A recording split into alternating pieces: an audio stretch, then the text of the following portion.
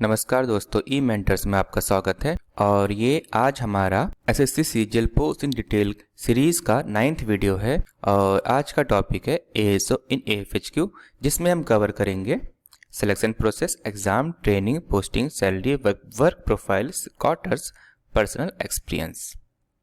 जैसा कि आप देखते आ रहे हैं कि जो टॉपिक्स कवर हो रहे हैं हमारे वीडियोस में वो लगभग सेम है, लेकिन अंदर का मटेरियल अलग अलग होता है।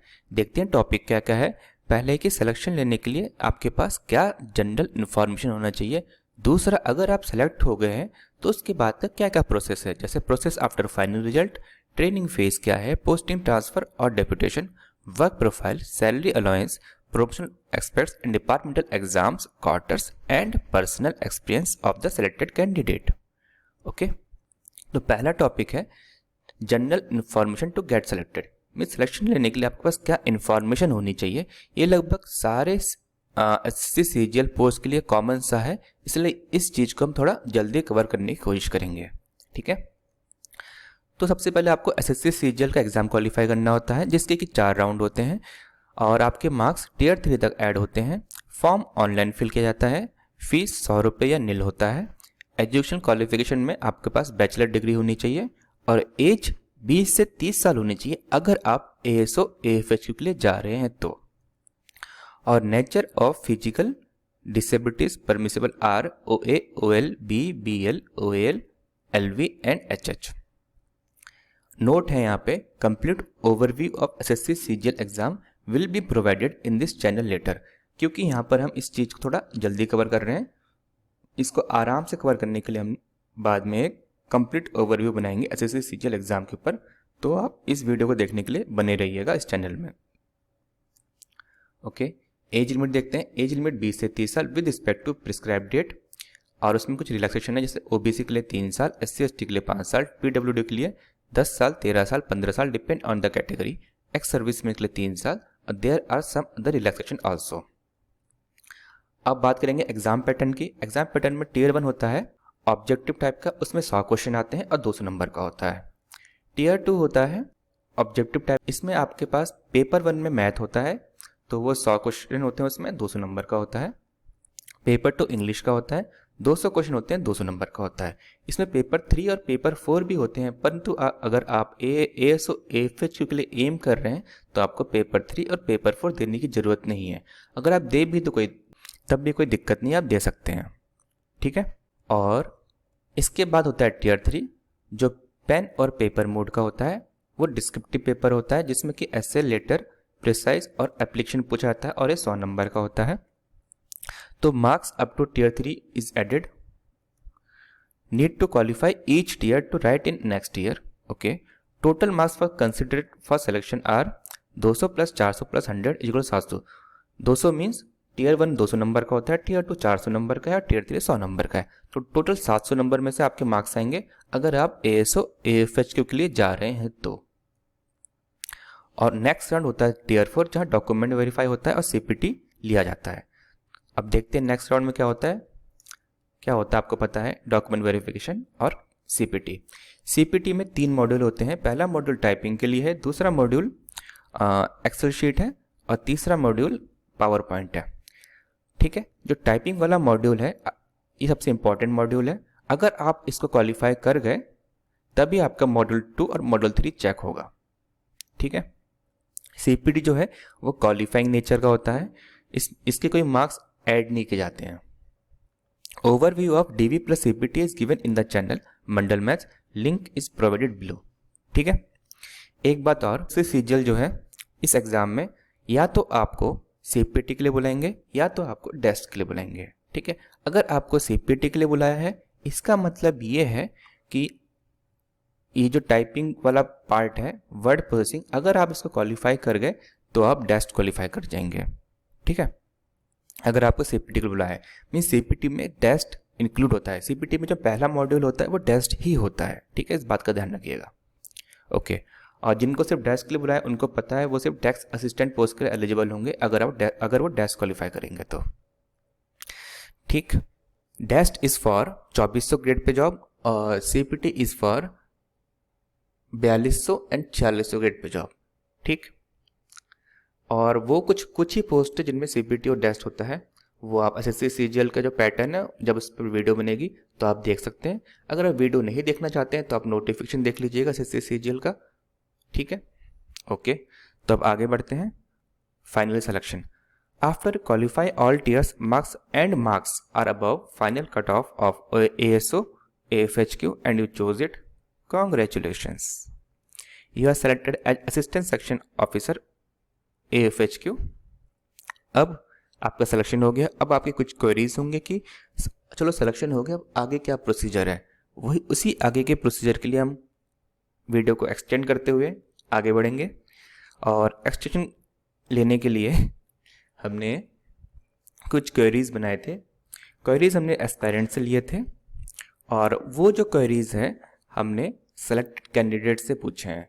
तो जो आगे के इनपुट्स हैं वो सेलेक्टेड कैंडिडेट के दिए हुए हैं, तो आप आगे बने रहिए क्योंकि जो भी इनपुट्स है ये रियल इनपुट्स है जो वहां पर काम कर चुका है या काम कर रहा है, ठीक है।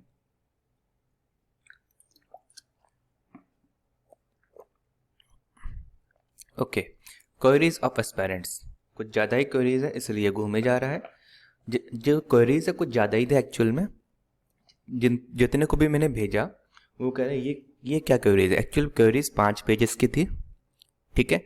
अगर आपने डीए का वीडियो देखा होगा, डीए मीन्स डिविजनल अकाउंटेंट, तो उसमें हमने अपने क्वेरीज जो है रिवील कर दिया है कि हमने क्या क्या क्वेरी पूछी थी, तो आप उन क्वेरीज को देख सकते हैं। तो 5 पेजेस की क्वेरीज थी, तो जिनको भी हमने भेजा था वो कह रहे कितनी ज़्यादा क्वेरीज है, हमें टाइम लगेगा इस क्वेरीज को फिल करने में या इसका आंसर देने में, तो कुछ ज़्यादा ही क्वेरीज थी, ठीक है। ओके, तो आपका सिलेक्शन हो चुका है। अब आगे का प्रोसेस क्या है आफ्टर फाइनल रिजल्ट वो देखते हैं। तो कम्युनिकेशन बाय और विद द डिपार्टमेंट, सबसे पहले डिपार्टमेंट आपको कम्युनिकेट करता है। इसको करने में इनको 2 से 3 महीने लगते हैं और उसमें आपको अटेस्टेशन फॉर्म भी भेजा जाता है। आपको डिपार्टमेंट अटेस्टेशन फॉर्म भेजेगा, उसके साथ कुछ नेसेसरी फॉर्म्स भेजेगा, ठीक है। तो आपको जो वो फॉर्म भेजेंगे उसको आपको भरना है और 30 दिन के अंदर आपको ऑफिस में रिटर्न करना है, ठीक है। जब वो सब अटेस्टेशन फॉर्म्स और बाकी जो नेसेसरी फॉर्म्स हैं उनको मिल जाएंगे डिपार्टमेंट को, उसके बाद वो पुलिस वेरिफिकेशन और कैरेक्टर वेरिफिकेशन करेंगे from the concern district authorities. और ये PVR होने के बाद, मीन्स पुलिस वेरिफिकेशन होने के बाद और कैरेक्टर वेरिफिकेशन रिपोर्ट्स होने के बाद कैंडिडेट्स को मेडिकल सर्टिफिकेट सबमिट करने के लिए कहा जाएगा, ठीक है, 15 से 20 दिन के अंदर। और after completion of all the above pre requirement formalities offer of appointment letter, means आपको अपॉइंटमेंट लेटर मिल जाएगा और आपको डिपार्टमेंट ज्वाइन करने के लिए टाइम दिया जाएगा जो अप्रॉक्स 2 मंथ का मिलेगा। मीन्स मान लो आपको फरवरी में अपॉइंटमेंट लेटर मिल गया तो आप अप्रैल तक ज्वाइन कर सकते हैं। डिपेंड करता है कि किस डेट पे अपॉइंटमेंट लेटर इशू हुआ है, ठीक है, और उन्हें कितना टाइम दिया है। अब आगे बात करते हैं ट्रेनिंग फेज। जो AFHQ की ट्रेनिंग होती है ये होती है 2.5 मंथ की और ये होती है ISTM में या गुड़गांव में, ठीक है। During training you will get to know the complete knowledge of your department. और जो ट्रेनिंग जो करवाता है, जैसे ISTM ट्रेनिंग करवा रहा है तो अकोमोडेशन और फूड वही प्रोवाइड करेंगे। ये तो अगला पॉइंट आउट सा है, इसमें लिखा है there is a lot of wastage of paper and time in the training phase but on the whole it is easy. कह रहा है कि इसमें बहुत ज़्यादा पेपर का वेस्टेज है, टाइम का वेस्टेज है ट्रेनिंग फेज में, लेकिन ये ईजी होता है।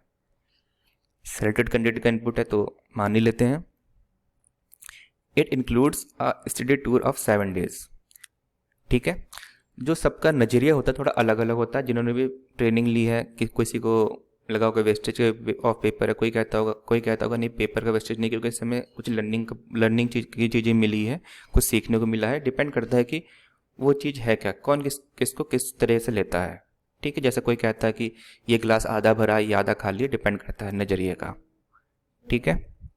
वैसे अगर पेपर वेस्ट हो रहा तो अच्छी बात नहीं है, क्योंकि अब तो आपको पता है कि पेड़ कम लगते हैं, कटते ज़्यादा है, ठीक है। चलो कहाँ से कहाँ चले जा रहे हैं हम। आगे टॉपिक है पोस्टिंग, ट्रांसफ़र और डेप्यूटेशन, इस पे बात करेंगे। It will take 10 days to get posted after training phase. Okay. As ASO in AFHQ always works in defense headquarters, means defence headquarter में काम करते हैं, जैसे नवल नेवी हो गया, ठीक है, आर्मी हो गया और एयरफोर्स वाले हो गए, ठीक, ऐसे हेडक्वार्टर्स हैं। और जो तो ये हेडक्वार्टर्स है न्यू दिल्ली में होते हैं, तो जो उनकी पोस्टिंग होगी वो न्यू दिल्ली में ही होगी 99% केसेस में। And there is no chance of posting in home state. Okay okay, अब आप समझ गए होंगे, अगर आप ASO FHQ लेंगे तो आपको दिल्ली में पोस्टिंग मिलेगी। अब बात करेंगे work profile and work culture की। 5 वर्किंग डेज होता है, ऑफिस टाइमिंग होती है 9 से 5:30, ओवर टाइम भी हो सकता है। You might have to work some extra hours depending on the type of work profile you get, like you may have to work till 7:30 to 8 PM during parliament session, but such instances are rare. ठीक है, ये actual बात है। जितने भी ASOs की post होती है ना, चाहे CS लो, MEA लो, रेलवेज लो, कोई भी पोस्ट हो ASOs की, अगर पार्लियामेंट सेशन है तो आपको रात तक रुकना पड़ सकता है। ठीक है, इसके पीछे का रीज़न ये होता है क्योंकि जो भी क्वेश्चंस होते हैं पार्लियामेंट क्वेश्चंस, वो क्योंकि मिनिस्ट्री में डील होते हैं, तो मिनिस्ट्री वालों को थोड़ा सा देखना पड़ेगा कि क्वेश्चन का क्या आंसर हो सकता है, क्या नहीं हो सकता है। तो उन आंसर का जवाब जल्दी देना होता है। एक टाइम लिमिट होती है कि इस दिन में ये वाला क्वेश्चन पार्लियामेंट में बोला जाएगा या पुटअप होगा, तो उससे पहले इनपुट देना पड़ता है। ठीक है, तो उससे क्योंकि टाइम लिमिट है तो आपको उस टाइम लिमिट में ख़त्म करने के लिए आपको शाम में रुकना पड़ सकता है ज़्यादा टाइम तक। ओके, अब office infrastructure is good, biometric necessary है। तो दिल्ली में जितने भी पोस्ट है मोस्टली सब में बायोमेट्रिक नेसेसरी होता है। Okay, there is no dress code but be presentable, बहुत बढ़िया। No public dealing is done, it is purely a desk job, सही बात है। जितनी भी ASOs की पोस्ट है वो प्योरली डेस्क जॉब है। Task generally all the work is done in files either physically और इलेक्ट्रॉनिकली। जो जितने भी काम होते हैं फाइल्स में होते हैं, या तो फिजिकल होती है फाइल या तो इलेक्ट्रॉनिकल फाइल होती है। अब जो गवर्नमेंट ऑफ इंडिया में जब से डिजिटल इंडिया आया है तो सारा काम धीरे धीरे इलेक्ट्रॉनिकली में कन्वर्ट करने की कोशिश की जा रही है। तो आई थिंक 90% काम अब तक इलेक्ट्रॉनिकली हो चुका होगा यहाँ पर भी। ठीक है, 90 तो 80 हो चुका होगा, क्योंकि कुछ कॉन्फिडेंशियल चीज़ें होती है जो कि डिजिटल मीडिया पे अपलोड करना ठीक नहीं रहता है। तो कुछ अगर कॉन्फिडेंशियल होगा तो वो फिजिकल फॉर्म में भी हो सकता है। Okay, mainly you do noting and drafting. ठीक है, नोटिंग और ड्राफ्टिंग करनी होती है। देखिए, मैंने ASO CSS की जब वीडियो बनाई थी तब मैंने आपको बताया था नोटिंग और ड्राफ्टिंग क्या चीज़ है। फिर भी यहाँ पे आपको एग्जांपल देता हूँ, नोटिंग क्या है, ड्राफ्टिंग क्या है। जैसे मान लो आप लोग RTI लगाते हो या ग्रीवेंस लगाते हो, आपको आइडिया होगा इस बारे में, नहीं होगा तब भी आपको बता देता हूँ।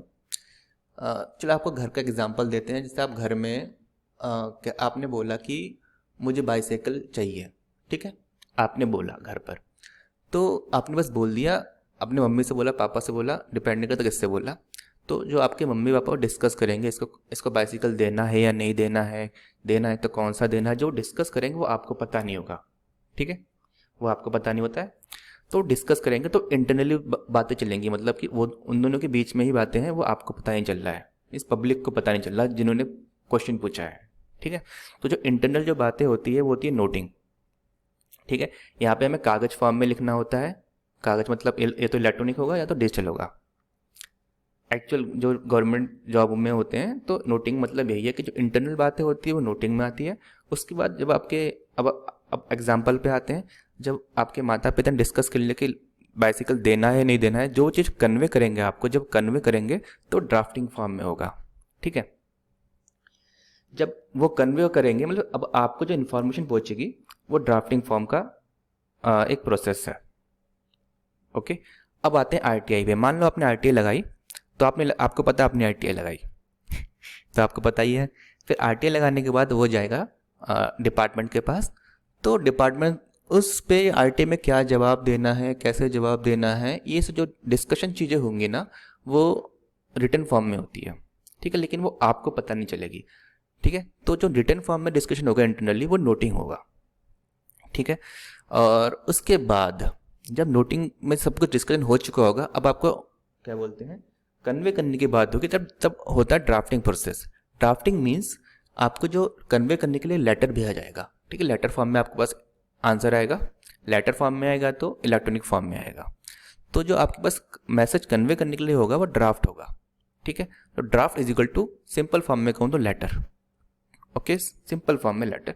ड्राफ्ट के कई तरीके हैं, पर आपको बस समझने के लिए एक एग्जांपल है लेटर, ओके। तो यहाँ पे कुछ ज़्यादा ही बड़बड़ कर लिया नोट एंड ड्राफ्टिंग के ऊपर, परंतु मैं उम्मीद करता हूँ आपको थोड़ा बहुत समझ में आ चुका होगा, ओके। अब टास्क में इन्होंने ये भी लिखा है similar to the work profile of assistant section officer of other departments. ये बात मैं समझ सकता हूँ क्योंकि मैं भी ASO इन CSS हूँ, तो लगभग सारे ASOs की जो वर्क प्रोफाइल है वो सेम ही होती है, ठीक।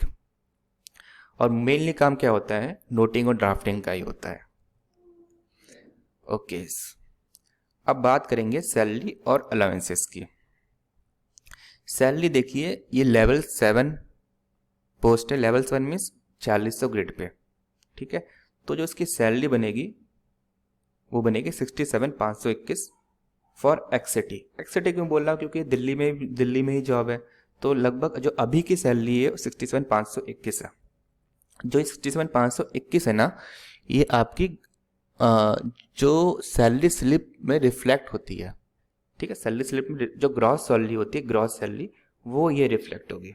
इन हैंड सैलरी थोड़ी अलग सी होगी, क्योंकि इन हैंड सैलरी के लिए आपके कुछ चीज़ें कटेंगी। क्या चीज़ें कटेंगी, जैसे कि NPS है, CGHS है, CGIGS है, इनकम टैक्स है, ये सब चीज़ें कटा के आएंगी, तब आपको कुछ कम मिलेगी, शायद 60,000 मिले, 58,000 मिले, डिपेंड करता है कि कितना कट रहा है आपकी इस ग्रॉस सैलरी में से। जो आपको ये सैलरी दिख रही है, इसके अलावा एक और फैक्टर है 14% ऑफ NPS, मतलब NPS के लिए 14% of basic plus DA government देता है, तो मैंने ये सैलरी में इंक्लूड नहीं करा है। इसके पीछे का रीज़न ये है क्योंकि आपके सैलरी स्लिप में रिफ्लेक्ट नहीं करता है, इसलिए मैंने ग्रॉस में नहीं जोड़ा है, ठीक। अब आप कहेंगे कि मुझे इसके बारे में भी जानना है, तो इसके लिए आप जान सकते हैं। इसके पीछे का रीज़न ये है, रीज़न क्या है जान कह सकते हैं, मैं आपको बता देता हूँ। मैंने CPT के लिए एक PDF बनाई है जिसमें 101 एक्सरसाइजेस है, ठीक है। उसमें टाइपिंग के 58 एक्सरसाइज है, और एक्सेल के 20 एक्सरसाइज है, और पावर पॉइंट के 20 एक्सरसाइज है। उसके अलावा 3 एक्सरसाइज वैसे हैं जो कि SSC CGL ने कंडक्ट करे हैं, ठीक है। तो उसमें एक्सेल के 9 एक्सरसाइजेस ऐसे हैं जिसमें मैंने ग्रॉस सैलरी कैसे कैलकुलेट होती है, और इन हैंड सैलरी कैसे कैलकुलेट हो सकती है, और टैक्स कैसे कैलकुलेट हो सकता है। तो ये सब चीज़ें मैंने 9 एक्सरसाइज में कवर करने की कोशिश करी है, ताकि आपको थोड़े से इनपुट मिले। वो जो 9 एक्सरसाइज है वो CPT में वैसे नहीं आएगा, परंतु मैंने आपके लिए बनाया है। तो जो वो PDF है, जो CPT के लिए जो मैंने PDF बनाई है जिसमें 101 एक्सरसाइजेस है, उसको आप डाउनलोड कर लीजिएगा। वो आप डाउनलोड कर सकते हैं कहाँ से, इस वीडियो के डिस्क्रिप्शन से, ओके। बात कर ली हमने सैलरी की। सैलरी की बात करने के बाद अब बात करेंगे अलाउंसेस की। इसमें आपको पेट्रोल अलाउंस मिलेगा, मोबाइल बिल भी मिलेगा, और कैंटीन कार्ड भी मिलेगा, ठीक है। आर्म्ड फोर्स कैंटीन कार्ड लिखना रह गया, तो कैंटीन कार्ड ही मिलेगा, ठीक है। कैंटीन तो नहीं मिलेगा, कार्ड मिलेगा, ठीक। तो इसके अलावा भी कुछ चीज़ें हो सकती है जैसे अलाउंसेस में, जैसे हम लोगों को बोनस ऑनोरियम भी मिलता है, तो उनको भी बोनस ऑनोरियम मिल सकता है। और इसके अलावा ब्रीफ केस अलाउंस लगभग सब जगह मिलता है, और वो भी शायद इनको मिलता होगा। हर 3 साल में ब्रीफ केस अलाउंसेस आप ले सकते हो, तो वो भी मिलता है। जो ब्रीफ केस अलाउंस की लिमिट होती है वो 3,500 की होती है, 3.5 4 डिपेंड करता है कौन सी मिनिस्ट्री है आपकी, ठीक है। मेरे लिए भी 3.5 है ये। तो आप समझ गए होंगे अलाउंसेस में ये 3 चीज़ इंपॉर्टेंट है। अब बात करेंगे हम promotion aspects and departmental exams. Departmental exams तो ASO AFHQ में नहीं होता है, ठीक है, नहीं होता है। इसके पीछे का रीज़न ये है कि ASO AFHQ के बाद आप क्या बनोगे, SO बनोगे, ठीक है, सेक्शन ऑफिसर बनोगे। तो सेक्शन ऑफिसर की जो पोस्ट है वो कहाँ से वो लेते हैं, देखो सेक्शन ऑफिसर या तो आप अगर ASO बन के आ रहे हैं तो सिर्फ आप प्रमोशन होकर ही सेक्शन ऑफिसर बन सकते हैं। चलो इस ये वाले स्लाइड में ये वाली बातें आएंगी, तो देखते हैं क्या क्या चीज़ें हैं। Promotion and it's ladder. Seniority depends mainly on CGL marks. Okay, seniority depend करेगी सीजीएल मार्क्स में आपके कितने मार्क्स आए। सीजीएल मार्क्स में कितने मार्क्स आए, थोड़ा गलत हो गया, सीजीएल एग्जाम में कितने मार्क्स आए। अब प्रमोशन डिपेंड करेगा वैकेंसी के ऊपर, कितनी वैकेंसी है, और the promotion letter is provided in the below table. अब लेटर देखिए, उसके साथ ही बात करूंगा मैं। देखिए आपका जो आप डिपार्टमेंट में एंट्री कैसे ले रहे हैं, असिस्टेंट सेक्शन ऑफिसर बन के, जो कि आप डायरेक्ट आ रहे हैं, ठीक है। तो आप डायरेक्ट रिक्रूटमेंट है, आप लेवल 7 पे आ रहे हैं, लेवल 7 में 4600 ग्रेड पे। उसके बाद आप सेक्शन ऑफिसर बनेंगे, क्या होके प्रमोट होकर सेक्शन ऑफिसर बनेंगे, क्या होके प्रमोट होकर आप किस पे जाएंगे, लेवल 8 पे जाएंगे, ठीक है। इस बात पे ध्यान रखिए, लेवल 8 पे जाएंगे। अब यहाँ पे डायरेक्ट कौन आ रहा है, अरे यार यहाँ पे डायरेक्ट कौन आ रहा है, डायरेक्ट वो आ रहे हैं जो सिविल सर्विसेज एग्जाम दे के आते हैं। जो आईएएस आईपीएस के लिए एग्जाम होता है ना, उसमें एक पोस्ट सेक्शन ऑफिसर का भी होता है जो एएफएचक्यू के लिए ही है। सिर्फ एएफएचक्यू एक अकेला ऐसा डिपार्टमेंट है जिसमें सेक्शन ऑफिसर के लिए यूपीएससी एग्जाम कंडक्ट करता है। वो सीएसई एग्जाम से ही आते हैं, सिविल सर्विसेज एग्जामिनेशन से, ठीक है। और वो 4800 ग्रेड पे भी आते हैं, तो वो डायरेक्ट आते हैं। जैसे आईएएस आईपीएस, मोस्टली लोग आईएएस आईपीएस लेते हैं, और जिनकी रैंक कम होती है मोस्टली वही आते हैं एसओ एएफएचक्यू बन के, तो डायरेक्ट रिक्रूटमेंट होते हैं। कुछ लोग की रैंक अच्छी होती है वो भी ले सकते हैं, वो डिपेंड करता है कि वो क्या चाहते हैं। कि अगर सिर्फ दिल्ली में पोस्टिंग चाहते हैं तो वो ले सकते हैं SO AFHQ by qualifying civil services exam which is conducted by UPSC, ठीक है। तो आप यहाँ देख सकते हैं कि आपके ऊपर लेवल 8 पे सिविल सर्विस एग्जाम वाले क्वालिफाई करके आ रहे हैं, इस बात को ध्यान रखिएगा। और आपको कोई एग्जाम नहीं देना होगा, आप जो भी आपका प्रमोशन होगा वो डिपेंड करेगा आपके सीनियरिटी के ऊपर, जो कि सीजीएल मार्क्स पर डिपेंड करेगा। ओके, तो अब एएसओ से आप सेक्शन ऑफिसर बने, आप गए लेवल 8 पे प्रमोट होकर, और उसके बाद आप सेक्शन ऑफिसर ही रहेंगे, लेकिन 4 साल बाद आप लेवल 10 पे चले जाएंगे। लेवल 10 होता है 5400 ग्रेड पे, ठीक है। उसके बाद आप प्रमोट होकर डिप्टी डायरेक्टर बनेंगे, उसके बाद प्रमोट होकर जॉइंट डायरेक्टर, फिर डायरेक्टर, फिर प्रिंसिपल। ऐसा आपका प्रमोशन लैडर है, ठीक है। ओके, अब आप एएफएचक्यू में हैं तो वहां पर आप सिविलियन की तरह ट्रीट होंगे। सिविलियन मीन्स आप आर्मी पर्सनल नहीं होंगे, तो आप सिविलियन होंगे। तो कुछ पोस्ट जो होते हैं, जो डिप्टी डायरेक्टर, जॉइंट डायरेक्टर, इनमें शायद आर्मी पर्सनल भी होते हैं साथ में, ठीक है। तो वहाँ पर ये लोग, वो लोग भी होंगे शायद आर्मी पर्सनल में, ब्रिगेडियर, लेफ्टिनेंट कर्नल, मुझे रैंक के बारे में ज़्यादा आइडिया नहीं है, तो वो सब भी हो सकते हैं। ओके, अब आगे बढ़ेंगे, क्वार्टर्स की बात करेंगे। देखिए क्वार्टर्स, जितनी भी एएसओ वाली पोस्ट है उसमें क्या मिलती है, क्वार्टर टाइप 3। टाइप 3 क्या होती है, मोस्टली 2 BHK, जो कि 6 से 8 सर्विस के, क्या बोल दिया भाई तूने, after 6 to 8 years of service one में गेट क्वार्टर्स। देखिए इसके पीछे का रीज़न ये है, दिल्ली में बहुत सारी पोस्ट होती है। आपको पता है कि दिल्ली में मोस्टली गवर्नमेंट जॉब वाले लोग हैं, है ना। मीन्स गवर्नमेंट जॉब में जितने लोग हैं ना, सेंट्रल गवर्नमेंट जॉब वाले, मोस्टली दिल्ली में है। ओके, इसके पीछे का रीज़न है क्योंकि दिल्ली कैपिटल है, इसलिए मोस्टली दिल्ली में है। तो क्योंकि वहाँ पे मोस्टली लोग दिल्ली में हैं, उनका ट्रांसफ़र भी इधर उधर नहीं होता है, तो वहाँ पर जो पूल है वो बढ़ जाता है। पूल मीन्स मैं भी ये से हूँ, ये रेलवे वाले भी हो गए, फिर ये एएफएचक्यू वाले हो गए, एमईए वाले हो गए, तो कई सारे इतने सारे पूल बन चुका है कि आपको क्वार्टर्स मिलने में 6 से 8 साल का टाइम लग सकता है, ठीक है। अगर नए क्वार्टर्स बनने तो बात अलग है कि आपको जल्दी मिल जाएगा, परंतु अभी का जो क्राइटेरिया है उसमें 6 से 8 साल लग जाएंगे। Conditions of quarters, some are good, some are awful, with water dripping from ceiling. यार क्वार्टर्स डिपेंड करेगा कि आप कौन से लोकेशन में ले रहे हो, ठीक है। कौन से लोकेशन में ले रहे हो, जैसे अभी बना है, कहाँ पर बना है, किदवई नगर में बना है, तो वहाँ के क्वार्टर्स काफ़ी अच्छे हैं। अगर आप पुरानी जगह पर जा रहे हैं, मान लो कि चलो नाम वाम रहने दीजिए, अगर पुरानी जगह पे क्वार्टर्स लेने जा रहे हैं तो आपको देख के लेना पड़ेगा कि क्वार्टर्स कैसा है, क्योंकि 10 साल 20 साल अगर पुराना क्वार्टर होगा तो थोड़ा सा पुराना हो सकेगा, तो तब ये चीज़ तब डिपेंड करेगी। सम आर गुड में किदवे नगर में आ गया, और ऑफुल वाटर ड्रिपिंग का मुझे आइडिया नहीं है कौन सी जगह पर है, पर इनपुट दिया गया है तो ये कहीं ना कहीं हो सकता है, पर इसके बारे में मुझे खुद आइडिया नहीं है। Locality is good, okay. Distance of quarters from office depends on both the location of quarters and office. ठीक है, सही बात है। आपका क्वार्टर्स कहाँ है और आपका ऑफिस कहाँ है, ठीक है, उसी चीज़ पर डिपेंड करेगा कि उनकी डिस्टेंस कितना है क्वार्टर ऑफिस के बीच में। अब बात करेंगे पर्सनल एक्सपीरियंस। जिन्होंने भी ये इनपुट दिए हैं ASO AFH के ऊपर, उनका पर्सनल एक्सपीरियंस कैसा है, चलो आगे देखते हैं। नेम अनोनिमस, मीन्स नाम नहीं बताना चाहा। ड्यूरेशन ऑफ जॉब 2 साल। Is there a gap between your imagination of this job while preparing for SSC and after getting the job. ठीक है, मीन्स जो आपने सोचा था जॉब लेने से पहले और जॉब लेने के बाद, इसके बीच में कितना गैप है इस जॉब के ऊपर।